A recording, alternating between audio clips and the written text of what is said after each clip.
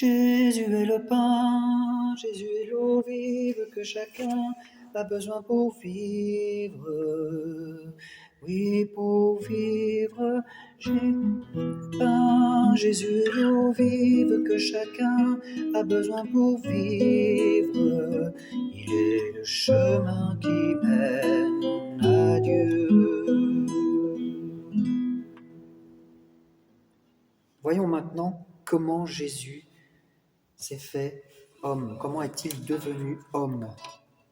Comment le Fils de Dieu est-il homme? Parce que dans l'union mystérieuse de l'incarnation, la nature humaine a été assumée et non absorbée.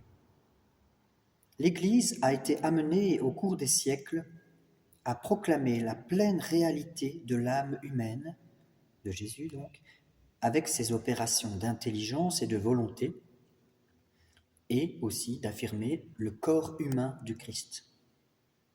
Mais parallèlement, elle a eu à rappeler à chaque fois que la nature humaine du Christ appartient en propre à la personne divine du Fils de Dieu, Jésus, qui l'a assumé pleinement.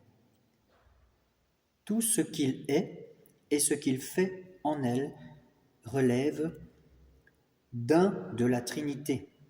Donc il est un de la Trinité.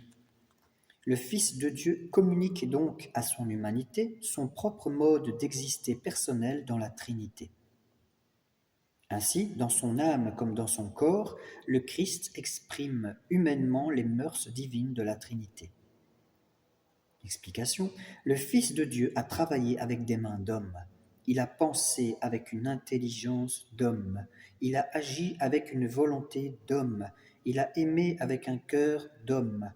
Né d'une Vierge Marie, femme, il est vraiment devenu l'un de nous, en tout semblable à nous, sauf le péché. Alors, l'âme et la connaissance humaine du Christ.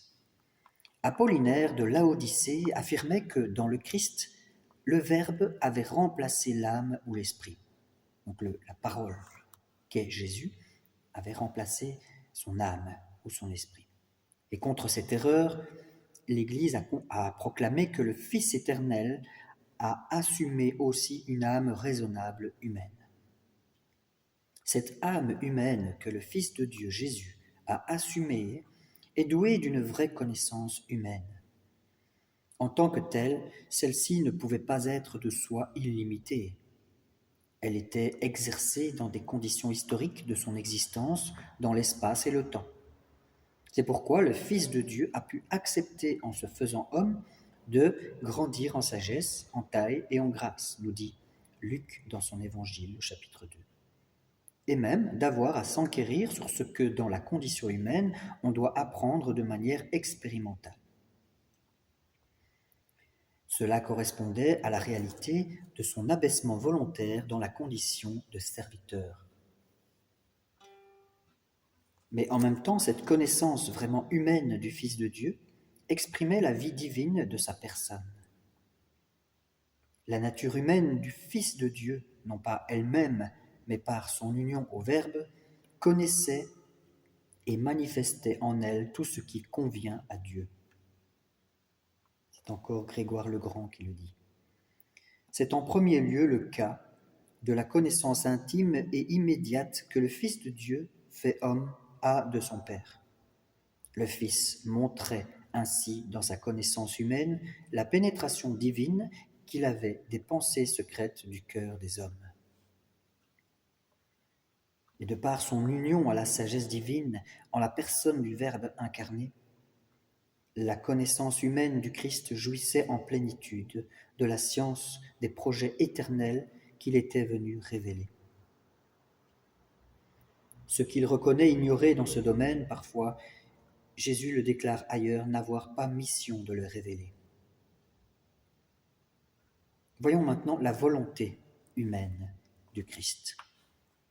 De manière parallèle, l'Église catholique a confessé, a proclamé au 6e concile œcuménique, donc de Constantinople, en 681, que le Christ possède deux volontés et deux opérations naturelles, une divine et une humaine, non pas opposées, mais coopérantes, de sorte que le Verbe fait chair a voulu humainement, dans l'obéissance à son Père, tout ce qu'il a décidé divinement avec le Père et le Saint-Esprit pour notre salut. La volonté humaine du Christ suit sa volonté divine, sans être en résistance ni en opposition vis-à-vis d'elle, mais bien plutôt en étant subordonnée à cette volonté toute-puissante. Voyons maintenant le vrai corps du Christ. Puisque le Verbe s'est fait chair, en assumant une vraie humanité, le corps du Christ était délimité. Ça a été défini au Concile de Latran en 649. À cause de cela, le visage humain de Jésus peut être dépeint, c'est-à-dire il peut être représenté. C'est écrit aussi dans la lettre aux Galates. Au 6e concile œcuménique, c'est-à-dire le concile de Nicée numéro 2 en 787, l'Église catholique a reconnu comme légitime qu'il soit représenté sur des images saintes.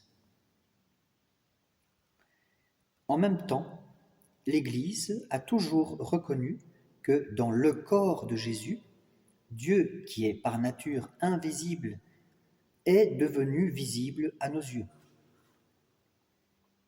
Nous voyons ça dans la préface de Noël. En effet, les particularités individuelles du corps du Christ expriment la personne divine du Fils de Dieu. Celui-ci a fait sien les traits de son corps humain, au point que, dépeints sur une image sainte, ils peuvent être vénérés, car le croyant qui vénère son image vénère en elle la personne qui y est dépeinte, et non pas une idole. Voyons maintenant le cœur du Verbe incarné, le cœur de Jésus. Jésus nous a tous et chacun connus et aimés durant sa vie, son agonie et sa passion, et il s'est livré pour chacun de nous. Paul, dans sa lettre aux Galates, nous dit « Le Fils de Dieu m'a aimé et s'est livré pour moi. Il nous a aimés d'un cœur humain. » Pour cette raison, le cœur sacré de Jésus, transpercé par nos péchés et pour notre salut, est considéré comme le signe et le symbole éminent de cet amour que le divin Rédempteur porte sans cesse au Père éternel et à tous les hommes sans exception. C'est ce qui est écrit dans l'encyclique du pape Pie XII.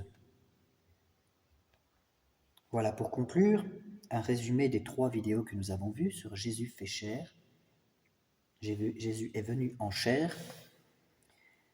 Au temps établi par Dieu, le Fils unique du Père, la parole éternelle, c'est-à-dire le Verbe et l'image substantielle du Père, s'est incarné.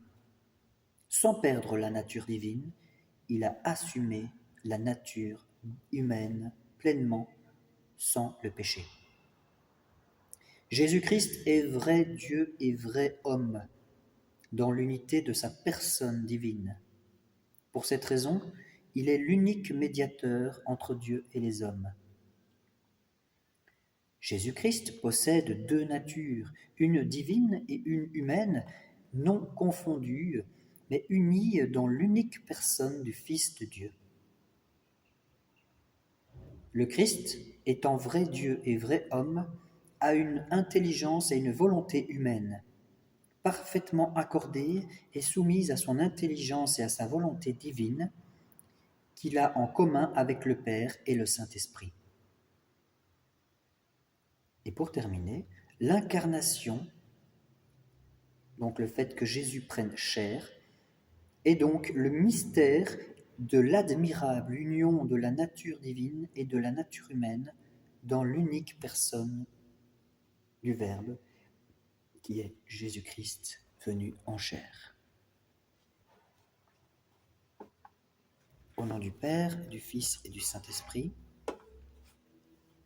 et je vous laisse encore avec cette petite mélodie.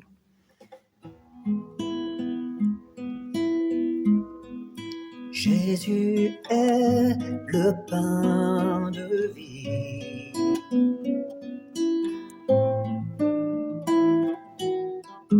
Qui chaque jour nous nourrit.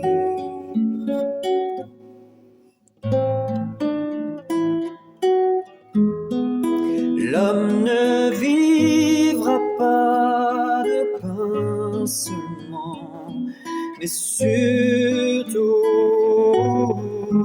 de chaque parole venant de la bouche de notre Dieu. Jésus est le pain, Jésus est l'eau vive que chacun a besoin pour vivre.